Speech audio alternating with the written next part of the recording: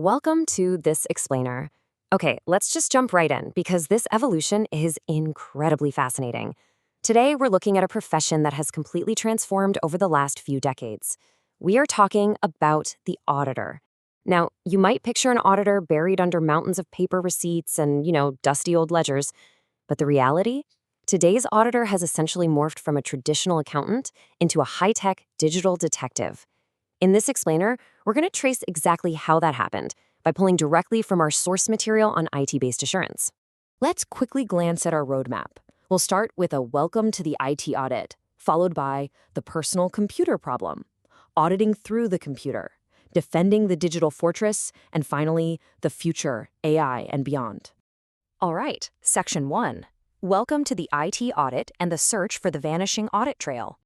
To really get this, we have to understand that as organizations moved from manual processing to IT systems, the landscape drastically changed. Early systems like transaction processing systems that turn inputs into outputs and management information systems that help managers crunch data were massive leaps for efficiency.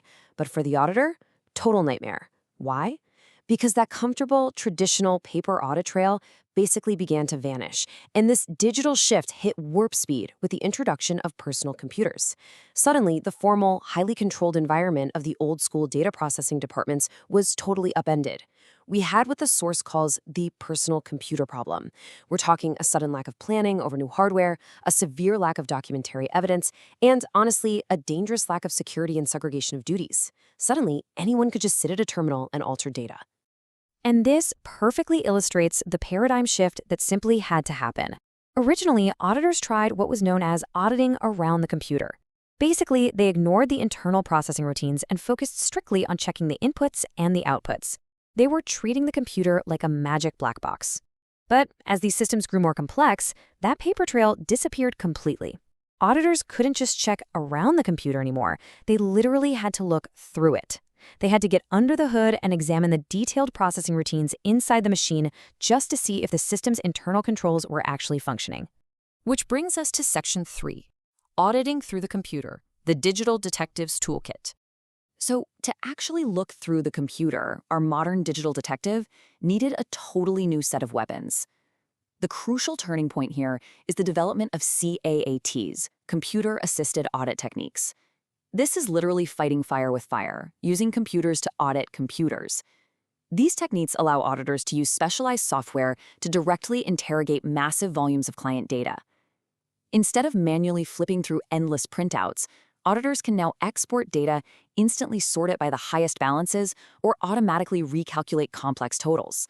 It lets them crunch massive datasets instantly, freeing up their actual human brain power to investigate the weird anomalies instead of just blindly extracting information. Let's break down one of the coolest tools in the CAT's arsenal, embedded audit facilities, specifically the Integrated Test Facility, or ITF. Think of this as an undercover agent living inside the software. Here's how it works.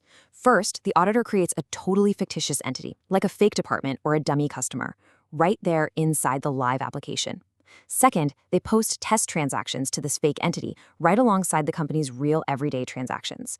And third, they compare the system's output against their own predetermined expectations. It's brilliant because it allows auditors to secretly test a live system without actually corrupting the real financial reports, since they just reverse the journal entries for that fake entity at the end of the day. It's a continuous, real-time check. Another incredible tool is SCARF, the Systems Control and Review File. Think of SCARF as a digital tripwire. The auditor sets a specific monetary threshold on certain accounts.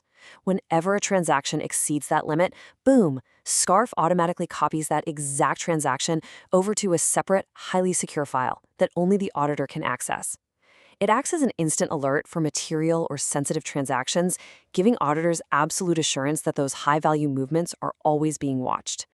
Moving on to Section 4, Defending the Digital Fortress, Risks and Controls. Now, you might be wondering, why do we even need these digital tripwires and undercover test facilities in the first place? Well, it all boils down to this one critical question. What happens when the digital trail is compromised? Because businesses that rely heavily on IT systems are facing absolutely enormous, potentially business-ending risks.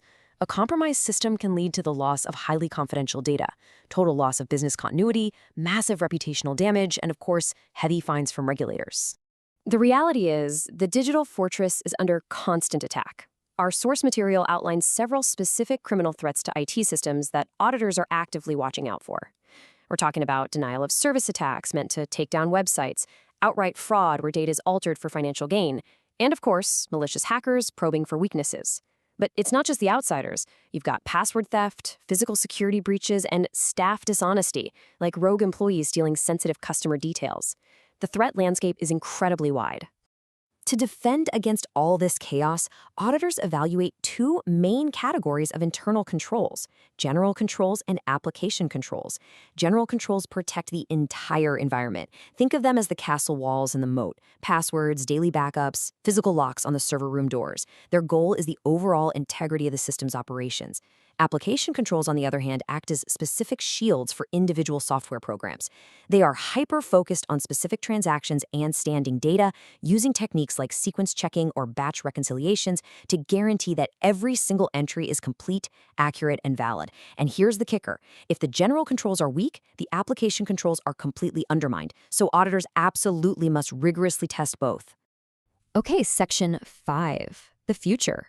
AI and beyond, the next frontier. Let's move to the real cutting-edge frontier of auditing. We've reached a point where the sheer volume of data is simply too vast for traditional software or manual sampling to handle. We are officially living in the age of big data. Our sources define this era by the 3 V's. First, volume, massive amounts of data coming from countless different environments. Second, variety, data constantly pouring in across wide, totally unstructured formats. And third, velocity, the lightning-fast speed at which all this data is generated and processed. Traditional processing software just breaks down here. Auditors have to use high-performance analytics to mine this big data, which lets them recalculate massive risk portfolios on the fly and spot anomalies way faster than ever before. And this high-speed, high-volume reality is especially true when we look at cashless electronic transactions. I mean, e-commerce touches basically every facet of business today. To handle this, auditors have to methodically map out the entire digital trail. Step 1. They identify all accepted payment methods, everything from mobile wallets to digital currencies like Bitcoin. Step 2, they evaluate roles and responsibilities to ensure a proper segregation of duties.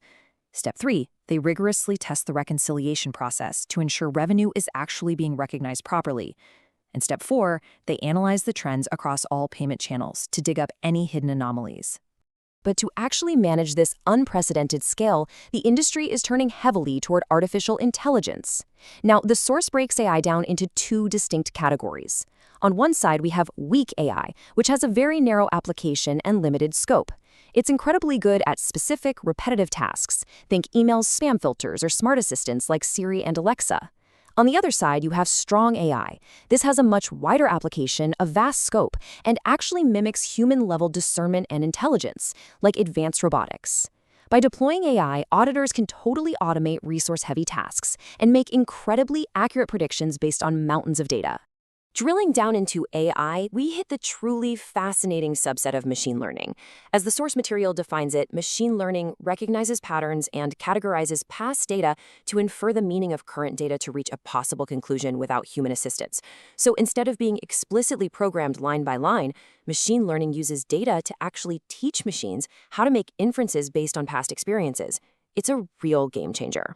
Right now, it's actively being used to sniff out fraudulent behavior before it even impacts the organization, saving literally countless man-hours. And what's wild is that machine learning itself is evolving rapidly through several distinct stages. We started out with supervised learning, where humans literally had to hand-feed the machine with labeled data. Then came unsupervised learning, where the machine starts finding patterns on its own. Next up was reinforcement learning, where the machine is essentially rewarded for doing a job correctly. And today, we are entering the era of deep learning and deep reinforcement learning. This is where the machine basically simulates the neural networks of a human brain so it can learn completely independently, creating its own internal incentives for accuracy. It's mind-blowing. Which really leaves us with this final thrilling question about the future of the digital detective. Think about it. If machines can learn to spot fraud, analyze big data, and seamlessly monitor controls entirely on their own without human assistance, what exactly will the human auditor of tomorrow do? Will they transition into tech overseers, ethical guides, or maybe something entirely new? The paper trail is long gone, the digital trail is heavily guarded by AI, and the evolution of the IT audit is clearly far from over. Thank you so much for joining me on this explainer. I really hope this helped map out exactly how the incredible world of IT auditing has transformed.